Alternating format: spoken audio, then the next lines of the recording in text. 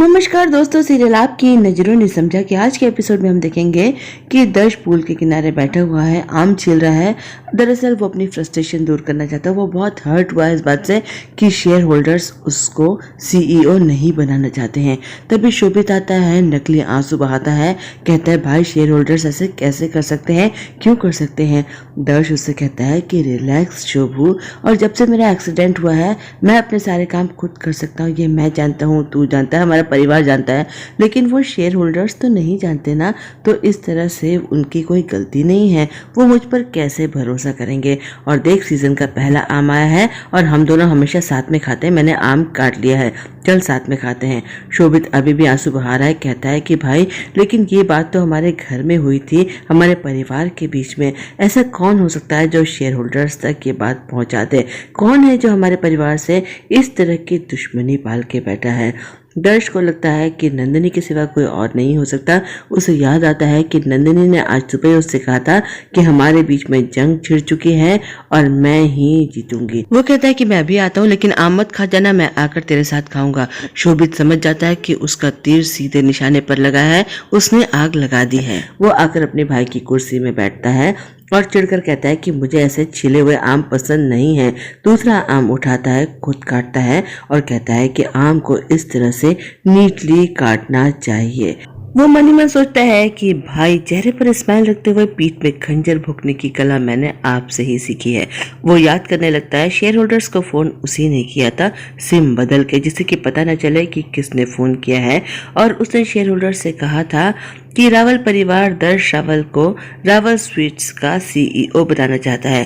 पैसे तो आप लोगों के लगे हैं ना, क्या आप एक ऐसे आदमी पर भरोसा कर सकते हैं जो देख भी नहीं सकता है? इसके बाद वो फोन रख देता है और सिम चेंज कर देता है। नंदिनी के कमरे में अंधेरा है। वो सोचती है सबके कमरे में तो लाइट आ रही है, मेरे कमरे में अंधेरा कैसे हो गया। तभी दर्श वहां पर आता है और कहता है कि तुम तो मुझसे प्यार करती हो ना, और तुमने क्या कहा था कि तुम्हें मेरे अंधेरे भी मंजूर है। तो यही अंधेरा मेरी जिंदगी में फैला हुआ है और अब तुम्हें भी इसी के साथ रहना पड़ेगा। और हाँ, जाकर माँ के सामने रोना रोने की या उन्हें ये बात बताने की जरूरत नहीं, उन्हें परेशान मत करना। नंदिनी कहती है कि नहीं करूंगी, कभी नहीं बताऊंगी उन्हें कि उनका बेटा इस तरह से जल्लाद की तरह से बिहेव करता है। नंदिनी ड्रॉअर खोलकर अपना मोबाइल ढूंढने लगती है, लेकिन उसका मोबाइल दर्श के पास है और कहता है कि अपना मोबाइल ढूंढ रही हो, मेरे पास है तुम्हारा मोबाइल। मोबाइल का टॉर्च तुम नहीं जला सकती हो, इसी अंधेरे में रहो ना। नंदिनी जाती है और टॉर्च निकाल लेती है, लेकिन टॉर्च की भी बैटरी उसने निकाल ली है, टॉर्च भी नहीं जल पाता। नंदिनी अंधेरे में टकरा जाती है, गिर जाती है, लेकिन दर्श को उस पर तरस नहीं आता है। वो कहती है दर्श साहब मैं गिर गई हूँ। दर्श कहता है कि क्या कहा तुमने? मैंने कहा था ना कि मेरा नाम मत लेना। वो कहती है हाँ हाँ मालूम है मुसीबत जी, मैं गिर गई हूँ। दर्श अपना हाथ बढ़ाता है उसे उठाने के लिए, लेकिन नंदिनी उसकी मदद नहीं लेती। नंदिनी उठती है, बिस्तर पर अपने लिए जगह बनाने लगती है। दर्श कहता है कि क्या कर रही हो? मैंने कहा था ना कि राइट साइड मेरी है और बाकी जगह पर मेरा सामान रहेगा, तुम यहाँ पर नहीं सो सकती हो। नंदिनी कहती है कि आपको याद है कि गांधी जी ने क्या कहा था, कोई एक गाल पर तमाचा मारे तो दूसरा गाल आगे कर दो। दर्श कहता है कि इस एग्जाम्पल का यहाँ पर क्या रेलिवेंस है, क्यों दिया तुमने ये एग्जाम्पल?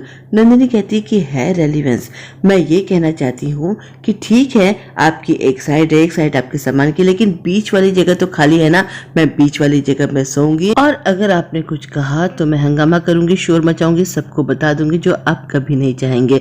वो जाकर बीच वाली जगह पर आराम से सो जाती है। दर्श को समझ में नहीं आता है कि अब वो क्या जवाब दे। वो जाकर कुर्सी पर बैठ जाता है। उसे दुख भी हो रहा है कि वो नंदिनी को क्यों तकलीफ दे रहा है। इधर नंदिनी भी रो रही है चुपचाप, वो किसी को अपने आंसू दिखा नहीं सकती है। उसे भी बहुत दुख हो रहा है कि उसके साथ ऐसा क्यों हो रहा है। दर्श को नंदिनी के लिए दुख होता है, लेकिन बार बार उसे चार्मी की बातें याद आ जाती हैं और उसे लगता है कि नंदिनी एक बहुत ही धोखेबाज और मक्कार लड़की है और वो फिर से उसे नफरत करने लगता है। खैर रात को किसी समय आकर दर्श अपनी जगह पर सो जाता है। सुबह जब सोकर उठता है उसी वक्त नंदिनी भी उठती है। दोनों एक दूसरे से टकरा जाते हैं, सिर टकरा जाते हैं। नंदिनी कहती है कि सिर टकरा गए हैं, एक बार और सिर टकराना पड़ेगा वरना सिर पर सींग उगाएंगे। दर्श कहता है व्हाट, क्या बेवकूफाना बात कर रही हो, आज तक तुमने कोई ऐसा आदमी देखा जिसके सिर पर सींग हो। नंदिनी कहती है मेरे बचपन का विश्वास है, और आप भी तो कल यूएफओ का वीडियो देख रहे थे, आज तक किसी ने यूएफओ देखे हैं क्या। दर्श कहता है कि तुम बेकार की कंपैरिजन क्यों करती हो, मुझे सिर नहीं टकराना है। लेकिन नंदिनी कहती है कि प्लीज टकरा लीजिए, मेरे बचपन का विश्वास है, टूटने मत दीजिए, कहीं सींग उगाए तो। वो जबरदस्ती दर्श का सर पकड़ती है और एक बार फिर से अपना सिर टकरा देती है। दोनों के सिर पर चोट भी लग जाती है। दर्श कहता है कि कैसी पागल लड़की है ये, वहां से चला जाता है। नंदिनी बेचारी अपना सिर पकड़कर बैठी रह जाती है।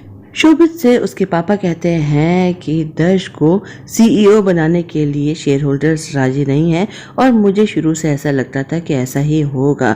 तुम दोनों भाई साथ में संभालते तो और बात होती। बेटा अब तुम तैयार हो जाओ, सीईओ की पोस्ट तुम्हें ही संभालनी पड़ेगी। शोभित मनी मन तो बहुत खुश होता है, लेकिन ऊपर से कहता है कि कैसी बातें कर रहे पापा आप, भाई की कुर्सी पर मैं भला कैसे बैठ सकता हूँ। लेकिन पापा कहते हैं कि बेटा और कोई चारा नहीं है, अब ये बिजनेस तुम्हें ही संभालना है। वो वहां से चले जाते हैं। शोभित मनी मन बड़ा खुश होता है और सोचता है कि अब आएगा मजा, रावल स्वीट्स का सीईओ बनूंगा मैं, यानी कि शोभित रावल। तभी गुण वहां पर आ जाती है सज धज कर और शोभित से कहती है कि चलिए ना बीच पर चलते हैं, कुछ रोमांटिक फोटोज लेंगे, मुझे अपने दोस्तों को भेजनी है कि हम अपने हनीमून पर गोवा आए हैं। शोभित कहता है कि एक काम करता हूँ, मैं फोटोज को एडिट करके पीछे स्विट्जरलैंड का बैकग्राउंड बना देता हूँ, तुम अपने दोस्तों को बताना कि तुम स्विट्जरलैंड पे हो। और उससे कहता है कि कल तुमने जो शॉपिंग की ना बड़ी ही ऑर्डिनरी शॉपिंग है, जाओ मार्केट जाओ। उसे पैसे देता है और कहता है कि सारी बढ़िया बढ़िया शॉपिंग करो, एक से एक टॉप के ब्रांड्स लेना, कोई भी मीडियम क्वालिटी का ब्रांड मत लेना। खुश हो जाती है गुण, उसे तो यही सब चाहिए। वो खुशी खुशी शोभित को किस करती है और वहां से चली जाती है। उसके जाने के बाद शोभित चिढ़ के अपने गाल पोंछता है, कहता है कितनी घटिया और चीप लड़की है ये। नंदिनी को किचन से बहुत तेज तेज आवाजें आ रही हैं। वो सोचती है कि इतनी जोर जोर से खटर पटर करके कौन किचन में काम कर रहा है। तभी गुण कहती है कि माँ किचन में, उन्होंने कहा है कि कोई भी किचन में ना आए। गुण की बात सुनकर नंदिनी चौंक जाती है, कहती है माँ की तबीयत ठीक नहीं है, वो किचन में क्या कर रही है। गुण कहती है कि उन्होंने मना किया है, कोई वहां नहीं जाएगा, और देख मुझे ये पर्स गिफ्ट किया है, 1 लाख रुपए का है, तुझसे तो वैसे ही चिड़ी बैठी है, तेरी वजह से तो बीमार पड़ी है, तेरे लिए तो ठेंगा है ठेंगा। तभी वहां पर निराली आती है और कहती है कि नंदिनी आंटी ने तुम्हारे लिए ये पर्स भेजा है। नंदिनी का पर्स तो गुण के पर्स से भी ज्यादा शानदार है। गुण चिढ़ जाती है। नंदिनी कहती है लेकिन माँ किचन में काम क्यों कर रही है, उनकी तो तबीयत भी ठीक नहीं है। निराली कहती है अब क्या करें, आंटी को जब गुस्सा आता है ना तो वो ऐसे ही करती है, उन्हें कोई डिस्टर्ब नहीं कर सकता। बस आज का एपिसोड यहाँ पर खत्म हो जाता है। कल हम देखेंगे कि नाश्ते की टेबल पर राजवी सबको बताती है कि काजू पेस्ट का इस्तेमाल खोए की जगह किया गया है। दर्श कहता है कि वाह ये तो बहुत अच्छा आइडिया है, जरूर ये नम्रता का होगा। लेकिन राजवी कहती है कि नहीं, ये आइडिया है नंदिनी का। नंदिनी बहुत अच्छी मिठाइयाँ बनाती है और मैंने सोच लिया है कि हमारी कंपनी की सीईओ नंदिनी ही बनेगी। सब चौंक जाते हैं। दर्श कहता है माँ उसे बिजनेस की बेसिक्स भी नहीं आती, उसे हम बिजनेस नहीं सौंप सकते। राजवी कहती है कि ये बिजनेस मेरे भरोसे से चलता है और मेरा भरोसा नंदिनी पर है, ये बिजनेस अब नंदिनी ही संभालेगी, वही बनेगी रावल स्वीट्स की अगली सीईओ। बस आज का एपिसोड यहाँ पर खत्म हो जाता है। कल फिर मिलते हैं। आप मेरे चैनल को लाइक करें, शेयर करें, सब्सक्राइब करें। मैं चलती हूँ, बाय।